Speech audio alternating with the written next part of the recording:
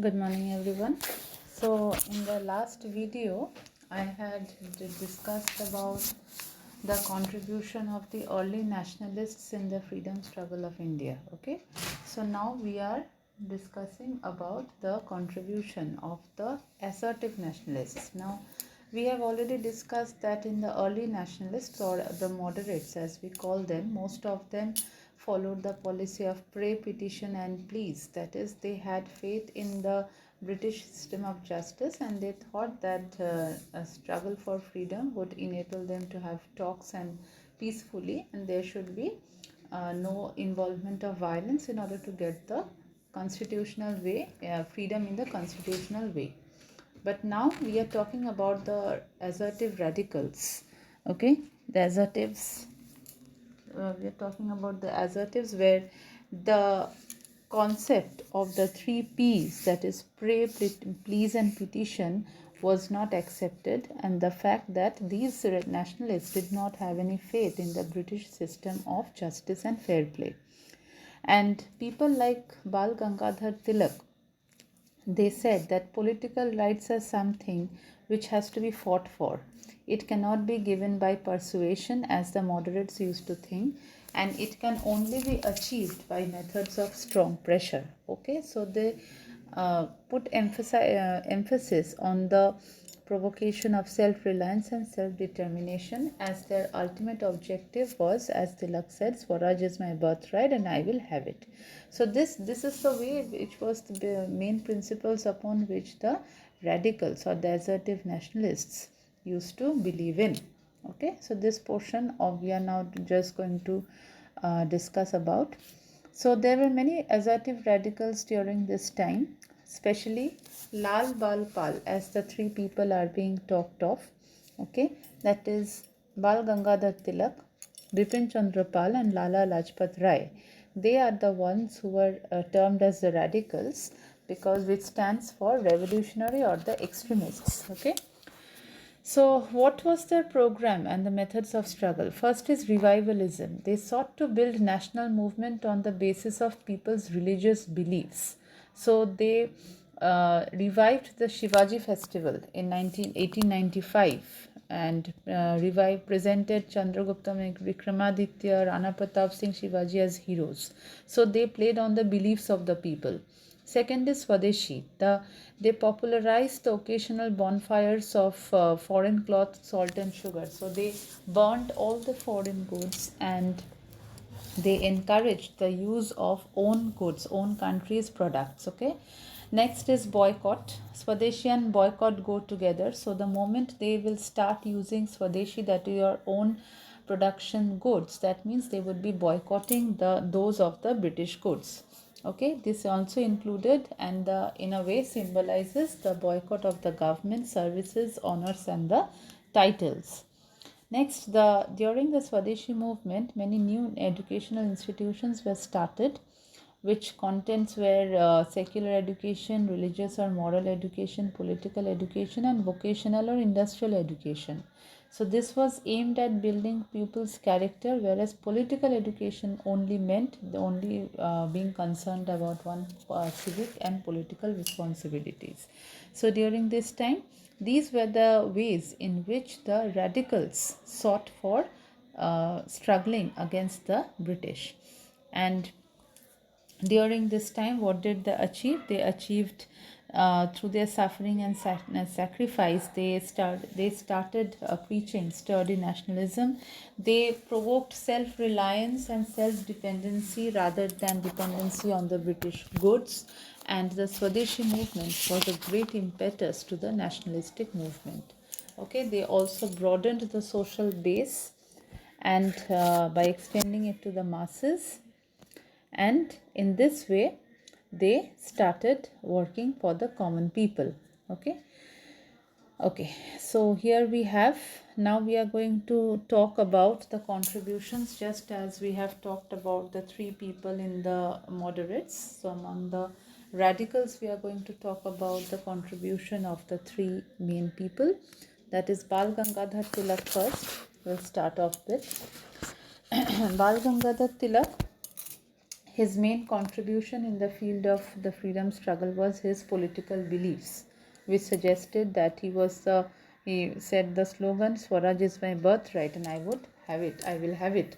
So Swaraj and Swadeshi became the battle cry of these robust nationalists.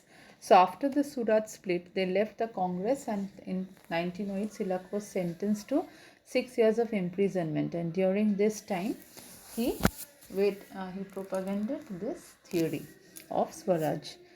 Next, he in his through his writings, through his books written during that magazines or other publications during that time, that is Maratha and Kesari, he made bitter attacks on the government.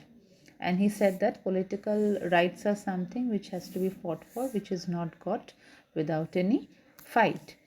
Then he also expressed means to expose administration, to mobilize masses and arouse nationalistic passions. Okay. Tilak adopted many methods to carry on the agitation to the masses. That is, in 1893 he started the Shivaji festival, Ganpati festival, where in order to instill the masses a spirit of discipline and patriotism, he organized akhadas, the presses for wrestlings and lathi clubs in Maharashtra, to make the youths brave to defy the British Raj. And in 1896, he led the No Rent campaign, where the cultivators were not to pay any land revenue because of famine conditions in the Deccan. As his role in the anti-partition movement, he in the partition of Bengal, he exposed the evil thoughts of the Britishers, of the government. So they transformed the anti-partition movement into the movement of Swaraj. And in the home rule movement, Tilak's contribution made him the hero of the masses. He earned the epithet Lokmanya, that is, respected by the people, and was almost worshipped as God. He put like Gandhiji. He was a forerunner of Gandhiji. That means although Mahatma Gandhi is regarded Gokhale as his political guru, but his ideas were molded more in Tilak's thoughts. Okay, so that is why, although Gandhi laid stress on prohibition, but Swadeshi and boycott, all this was preached and practiced by Tilak much before Gandhiji. So his ideas, his revolutionary ideals paved the way later on for Gandhiji to bring up the spirits of nationalism among the people. So these were the contributions of Bal Gangadhar Tilak, and you have got to learn you just go on with everything so that any kind of questions comes, you can be able to answer. Next is Bipin Chandra Pal. Bipin Chandra Pal was a great nationalist of this time, whose role in the awakening of national consciousness was great. At the Chennai Congress, he said a great speech in which he pleaded the Arms Act should be repealed. That means it should be taken away. He was a great journalist and marvelous orator. In an article, he wrote that individuals are born, individuals die, but the nation liveth forever. So he was being a great orator. He was able to impress the masses and inspired them to make great sacrifices for the country and fight for our nation. An active role in anti-partition and Swadeshi movement. He took an active part in the boycott and the Swadeshi movement. He made great sacrifices because of his robust nationalism. He was of the opinion that Indians should adopt sterner measures. So they should not be weakening. They should not be soft against the British government. Rather, they should take over very robust ways to protest against the government. His ideas on national education, he had nationalistic passions against the foreign rule. Then he became impatient with the methods of Gandhian non-cooperation and movement, because he was of the opinion that just like the against the moderates, that just negotiation and talks will not bring proper political rights or proper independence for our country. It requires a lot of pressure. Okay. Bipin Chandra Pal was also considered one of the greatest prophets of nationalism because he proposed some remedies for the economic menace of India, that is, to develop lot of industries in the country, to tax the rich more heavily than the poor, so that more money are available to spend on education and health, 48 hours of work in a week, and increase in the wages, and practice of Swadeshi and boycott. So these were the contributions of Bipin Chandra Pal. The next is Lala Lajpat Rai. So Lajpat Rai was a great revolutionist. He was a great educationist. He was a great forceful writer. He was associated himself with the Arya Samaj movement, and he was greatly instrumental in the expansion of the DAV College at Lahore, which had been founded in 1886.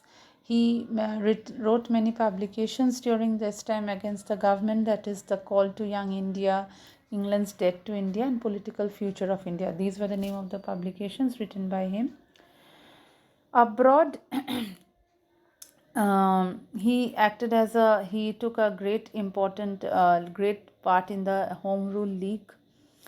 In the anti-partition, he also took part as in the Swadeshi movement, okay, and during the anti-partition agitation, he called upon men and women to fight with repression with full strength.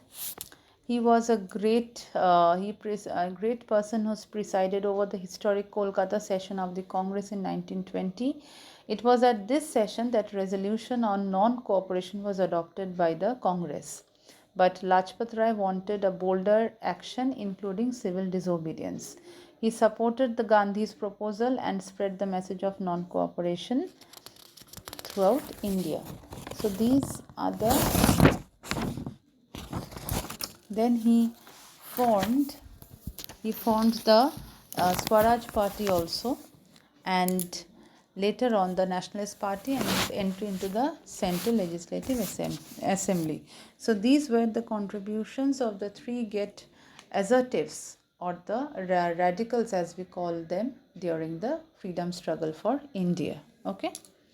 So just go through the text once, because these portions are there in your syllabus. In order to understand my discussion better, you need to go through each and every line of the text properly.